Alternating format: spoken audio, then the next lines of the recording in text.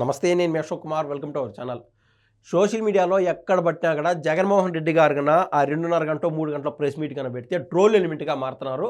ఏదేమైనా కూడా ఆయన చెప్పే దాంట్లో ఏడన్నా వాస్తవాలు ఉన్నాయేమో, వాస్తవాలు ప్రతిబింబిస్తున్నాయేమో అని చెప్పి మనం చూసేటువంటి ప్రయత్నం చేసినా కూడా అది నక్కకి నాగలోక అనుకున్నంత వ్యత్యాసం కనిపిస్తుంది. భూమికి ఆకాశం అనుకున్నంత వ్యత్యాసం కనిపిస్తుంది. ఆయన చాలా మాటలు అడ్రస్ చేశాడు. అందులో భాగంగా నారా లోకేష్ గారు మొన్న ఈ మధ్యకాలంలో జరిగినటువంటి ఇండియా వర్సెస్ పాకిస్తాన్, మొత్తం యావత్ ప్రపంచం ఒక రైవలరీ మాదిరి చూస్తుంది. ఆ ఇండియా వర్సెస్ పాకిస్తాన్ అనేటువంటి క్రికెట్ మ్యాచ్ని పొర్రపాటును కన్నా ఇండియా కన్నా ఓడిపోతే ఎట్టుంటుందిరా పరిస్థితి అంటే, ఇంకా పాకిస్తాన్లో టపాకులు మొన్న అంటే టీవీలు పగలు కొట్టేశారు. కానీ ఆ టపాకులు పేల్చడాలు ఇంక వాళ్ళు ఏమేమి పెలుస్తారో మనకు తెలీదు. మొత్తం పరుగు పోయినట్టు అనిపిస్తుంది. ఎందుకంటే ఇండియా హోస్ట్ చేస్తుంది ఈ వరల్డ్ కప్ మ్యాచ్ని. కాకుంటే పాకిస్తాన్ వాళ్ళు ఇండియాలోకి రాము, ఇటువంటి ఏ సందర్భాలు ఉండడం వల్ల కొలంబోలో మ్యాచ్ జరిగింది. కొలంబోలో జరిగినటువంటి మ్యాచ్కి నారా లోకేష్ గారు పోయినారు. దాంట్లో తప్పే ఉన్నదో. ఒకవేళ నారా లోకేష్ గారు అక్కడికి పారు, ఆయన బిగ్ బాస్ షోలో అయితే లేడు కదా నారా లోకేష్ గారు. ఎల్లకాలం ఆయన ఎదురుగా కెమెరా పెట్టి నారా లోకేష్ గారు ఏం చేస్తున్నారు, టీ తాగుతున్నారు, అన్నం తిన్నారు అని చెప్పి ఏమన్నా ఇది చూపించాలన్నా? మహా అంటే ఆ సాయంత్రం పూట నారా లోకేష్ గారు మన కళ్ళెదుట లేడు. ఈలోపు ఆయన చేసింది ఏంది? కళ్ళెదుట లేనటువంటి ఆ టైంలో ఆ రోజు సాయంత్రం జరిగినటువంటి ఆ మ్యాచ్ చూశాడు. నిద్రలేసే లోపు ఢిల్లీలో ప్రత్యక్షమైనాడు నారా లోకేష్ గారు. దాంట్లో తప్పే ఉన్నది. ఇప్పుడు మీరు మాజీ మంత్రులు కావచ్చు, ఎక్సిస్టింగ్ ఎమ్మెల్యేలు, 11 మంది ఎమ్మెల్యేలు ఏ రోజు ఏం చేస్తున్నారు, ఎవరితో లాలూచీలు పడుతున్నారు, ఎక్కడెక్కడ తిరుగుతున్నారనే పాయింట్కి మీ దగ్గర సమాధానాలు ఉన్నాయా? అంతెందుకు ఇప్పుడు అసెంబ్లీ సమావేశాలు జరుగుతున్నాయి. మీరు మళ్ళీ ఎలక్షన్లు వచ్చే తట్టుకోలేరు అని చెప్పి ఏం పోయి దొంగ సంతకాలు పెట్టుకొని వస్తున్నారు. గవర్నర్ ప్రసంగానికి అక్కడికి పోయి ముందుగానే, అంటే మొన్నాడు అసెంబ్లీ అనగా ఈరోజు మొన్నటి నుంచి కూడా ఏం జరుగుతుందో ముందుగానే స్క్రిప్టు వైసీపీ వాళ్ళు చెప్పగలుగుతున్నారు, టీడీపీ వాళ్ళు అందరూ చెప్పగలుగుతున్నారు. జగన్మోహన్ రెడ్డి గారు ఈ మాదిరి ప్లకార్డులు పెట్టుకోబోతాడు, ఆడ కేకలేసి బయటకు వచ్చేస్తాడు. ఇదే జరిగేది. అంటే మీరు చేసేదంతా ముందే తెలిసిపోతుంది. ఇక్కడ ఏది సమాజంలో ఏదైతే ఇబ్బందులు ఉంటాయో, ప్రభుత్వం తప్పుదారిలో నడుస్తుందో దానిపైన వెలికి తీసి అసెంబ్లీలో మాట్లాడాల్సినటువంటి జగన్మోహన్ రెడ్డి గారు వాటికి అడ్రస్సింగ్ ఉండదన్నమాట. నారా లోకేష్ గారు ఏం చేస్తున్నారు, సిబిఎన్ గారు ఏం చేస్తున్నారు, మరో పక్కన కళ్యాణ్ గారు ఏం చేస్తున్నారు, వీళ్ళు చేసేటువంటి మంచి పనుల్లో మనకు తెలియకుండా 1-2 పాయింట్లు ఏడన్నా తప్పులు దొరికితే అది చాలు జగన్మోహన్ రెడ్డి గారికి. దాన్ని మానిటరింగ్ చేసేది ఏ పని అనమాట. అదొక్కటే అది తప్ప ఇంకేం లేదు. సరే, ఓవరాల్గా జగన్మోహన్ రెడ్డి గారు మాజీ ముఖ్యమంత్రి, ఆయన పులివెందలకి ఎమ్మెల్యేనా లేక ఏమన్నా యలహంక ప్యాలెస్ ఏది బెంగళూరుకి ఎమ్మెల్యేనా, లేదా ఏమన్నా కర్ణాటక చీఫ్ మినిస్టర్ అనుకున్నారా? ఎన్ని పాయింట్స్ ఉన్నాయి. ఏదేమైనా కూడా జగన్మోహన్ రెడ్డి గారు ఏం మాట్లాడాడో విందాం ఒకసారి. కొలంబోలో మ్యాచ్ ఆడుతా అంటే ఈయనకి ఏం స్వామి, నాకు అర్థం కాదు. ప్రైవేట్ ఫ్లైట్లో కొలంబోకు పోయి మ్యాచ్ చూస్తాడు. ఈ టీవీ చూస్తే కనపడదా మ్యాచ్? ఎంత అద్భుతంగా ఉన్నదారా స్వామి. ఇంటా ఉండే అక్కడ నవ్వు ఒకటి తక్కువ, అంతే. నవ్వు ఒకటి తక్కువ. ఇప్పుడు చిన్నప్పుడు అందరికీ ఉంటాయి అనుభవాలు. ఆ పిల్లన్నప్పుడు 7వ తరగతి 8వ తరగతి 10 ఇంటర్ ఇట్లా చదువులు చదివేటప్పుడు, ఒరే టీవీ ఎందుకు పెట్టుకున్నారా, క్రికెట్ ఎందుకు చూస్తున్నావా, సీరియల్ పెట్టండి రా అని ఎట్టే ఉన్నది. టీవీలో కనిపించదు కదా, అయినా టీవీలో క్రికెట్ ఎందుకు చూడాలా? అట్లా ఉన్నది జగన్మోహన్ రెడ్డి గారు చెప్తా ఉంటే. యాక్చువల్గా ఈయన కనీసం టీవీలో మ్యాచ్ కూడా చూసి ఉన్నాడు. నిద్రలేసి వీళ్ళు స్క్రిప్ట్ చెప్తా ఉంటే వింటున్నాడు. అది వాస్తవం. ఇప్పుడు జగన్మోహన్ రెడ్డి గారు చెప్పిన దాంట్లో అన్నాడు కదా టికెట్ల విషయం. ఆ టికెట్ల విషయం కూడా ఒక క్లారిటీ చెప్దాము. అసలు క్రికెట్ మ్యాచ్ అక్కడికి పోయి చూడాల్సినంత పని ఏంది అనేది ఒక క్వశ్చను. ఇందుకే కదా 3 రాజధానులు అని చెప్పి ఏ ఒక్క చోట అయినా ఒక క్రికెట్ స్టేడియాన్ని కట్టడానికి ఏమన్నా పూనుకున్నాడంటే లేనంటే లేదు.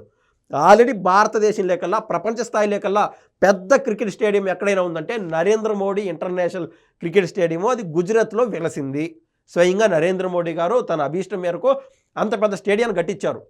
ఇంకా అంత పెద్ద స్టేడియం అమరావతిలో కూడా ఉంటుంది. అంతకంటే పెద్ద స్టేడియం పెట్టాలని చెప్పి వీళ్ళు కంకణం కట్టుకున్నారు ఇప్పుడున్నటువంటి కూటమి ప్రభుత్వంలోని పెద్దలు. అది వాస్తవం. ఇప్పుడు ఆ స్టేడియం కట్టడం వల్ల మనకేమన్నా పెన్షన్లు రాకుండా పోతున్నాయా, లేకుండా ఉంటే ఏదైనా అన్న క్యాంటీన్లు ఏమన్నా మూసేశారా, లేదా అన్నదాత సుఖీభావ కింద ఏమన్నా డబ్బులు పడుకుంటూ ఉన్నాయా, లేకుండా ఆటో డ్రైవర్ సోదరులకి ఏమన్నా డబ్బులు పడుకుంటూ ఉన్నాయా, నాయి బ్రాహ్మణ సోదరులకు డబ్బులు పడుకుంటూ ఉన్నాయా, మత్స్యకార సోదరులకి ఏమన్నా డబ్బులు పడుకుంటూ ఉన్నాయా? ఆఖరి ప్రతి ఒక్కటి మతాల వారీగా కూడా పాస్టర్లు కూడా డబ్బులు వేస్తున్నారు సంవత్సరానికి ఎంత అని చెప్పి. ఏం ఆగలేదు కదా. ఒక అభివృద్ధి చేస్తూ ఉన్నారు, వాళ్ళకి చేతొచ్చు, చేసేది చేయని, దానికి కూడా సాకులు ఎత్తకడమేనా? టీవీలో చూసే తప్పే. సరే, ఇప్పుడు నరేంద్ర మోడీ ఇంటర్నేషనల్ స్టేడియం ఉన్నది. ఆయన ఎందుకు కట్టించాడు? మీకు చేతనైతే నరేంద్ర మోడీ గారిని అడగచ్చు కదా. ఎందుకు క్రికెట్ ఆడుకోవడానికి అంత స్టేడియం ఎందుకని చెప్పి ఊరికే తగలేశారు కదా. గతంలో ఆడుదామంద్రా అనేటువంటి పేరుతో 419 కోట్ల పైచీలకు తగలేశారు కదా. దానికి ఉన్నటువంటి 120 కోట్లు అని చెప్పినారు. దాని కాస్త ప్రతి కలెక్టరేట్ నుంచి డబ్బులు తెచ్చుకోవడం, ప్రతి గవర్నమెంట్ స్కూల్ నుంచి డబ్బులు తెప్పించుకోవడం వాళ్ళకి సరిపోకనమాట. నామకే వస్తే పేర్లు 11 పేర్లు 15 పేర్లు రాసేయడము, వాలంటీర్ల పేర్లు, సచివాలయం ఉద్యోగస్తుల పేర్లు, వాళ్ళ పేర్లు వీళ్ళ పేర్లు రాసేయడము, వాళ్ళకి తలా 500 ఇచ్చేయడము, వాళ్ళ దగ్గర నుంచి ఒక తల పైన 5,000 ఎత్తేసేయడం. ఆ విధంగానే కదా చేసింది. ఆయన పోయినాడు, చూసినాడు. దాంట్లో ఎవరు తప్పు పడుతున్నారో నాకు తెలియట్లే. ఏదేమైనా కూడా ఈయన చెప్తున్నాడు కదా, నారా లోకేష్ గారు ప్రభుత్వ ధనం వినియోగించి ప్రైవేట్ ఫ్లైట్లో కన్నా పోయింటే అది తప్పే, ఖచ్చితంగా తప్పే. ఆయన ప్రైవేట్ ఫ్లైట్లో పోయినాడా ఏదనేది కూడా ఒక వాస్తవంగా ఒకసారి చూసేటువంటి ప్రయత్నం చేద్దాం. క్లియర్ కట్గా ఇట్లాంటి ఎలిగేషన్స్ చూసే తెలిసే ఆల్రెడీ ఈ యొక్క సాక్షి వాళ్ళు బూమ్రాంగ్ అయిపోయింది. హెరిటేజ్ పైన అపవాదాలు వేద్దాం అనుకోని చెప్పి 100 కోట్ల రూపాయలు ఫైన్ పడిపోయింది. ఒకానొక సమయంలో చిన్నబాబు చిరుతిళ్ళు అని రాసి మళ్ళీ 4 గరుచుకున్నారు. దానికి ఇప్పటికే ఆ కేసులో కోర్టులో వీళ్ళు చివాట్లు తింటానే ఉన్నారు ఈ సాక్షి వాళ్ళు. ఇవన్నీ మనకు తెలుసు. అదే మాత్రం నారా లోకేష్ గారితో పెట్టుకున్నారు. చూడండి, ఫ్లైట్ టికెట్ నాదే, మ్యాచ్ టికెట్ నాదే, నా దుడ్లు నా మ్యాచ్ చూస్తుని నీ దుడ్లు ఏమైనా ఖర్చు చేస్తున్నా జగను అని చెప్పి ఆయన క్లియర్ కట్గా నారా లోకేష్ గారు చెప్పడం జరిగింది. ఇంతకుముందే నారా లోకేష్ గారు ఈ ప్రైవేట్ ఫ్లైట్లు వాడుతున్నాడు, ఈ గవర్నమెంట్ డబ్బులు వాడుతున్నాడు అనేటి అపవాదాలు ఇస్తే క్లియర్ కట్గా ఆయన చెప్పినాడు. ఆయన కావచ్చు, పవన్ కళ్యాణ్ గారు కావచ్చు, వాళ్ళ సొంత డబ్బులతో వాళ్ళు స్వయంగా కష్టపడినటువంటి డబ్బులతో వాళ్ళు ఖర్చు చేసుకొని ఏ పనికైనా తిరుగుతున్నారు. అంతెందుకు, గవర్నమెంట్ డబ్బు వాడుకుంటే ఒక చోట ఒకానొక సమయంలో హార్ట్ ఆపరేషన్కి ఆ కర్ణాటకలో నుంచి ఈ తిరుపతికి ఆ హార్ట్ ట్రాన్స్ప్లాంటేషన్ కోసం తీసుకొచ్చేటువంటి ఆ క్రమంలో జరిగేటువంటి ఖర్చు మొత్తం స్వయంగా ఈయన చేతుల్లోది ఖర్చు పెట్టాడు. గవర్నమెంట్ ద్వారా పోతే ఇవన్నీ సంతకాలు కావాలా, ఆ అర్ధరాత్రులు గిని ఇవన్నీ అవ్వని చెప్పి. అది నారా లోకేష్ గారు, అది గుర్తుపెట్టుకోండి. ఇంకా జగన్మోహన్ రెడ్డి గారు నేను చెప్పినట్టు అమరావతిలో స్టేడియం కావచ్చు, ఆ స్టేడియం కావచ్చు, అసలు క్రికెట్ స్టేడియాలు కట్టేది ఎందుకు? వెనకటికి ఆ డబ్బులు అయితే వస్తాయి కదా, వెనకటికి డబ్బులు అయితే వస్తాయి. మన రాష్ట్రానికి అదొక బ్రాండ్ మార్క్గా ఉంటుంది. చిన్న పెద్ద హోటల్కే ఒరే నీ లొకేషన్ ఎక్కడ చెప్పారంటే ఆ దగ్గర చూపిస్తారనమాట. ఇది పెద్ద లొకేషను, ఒక హోటల్ స్థాయి దానికి.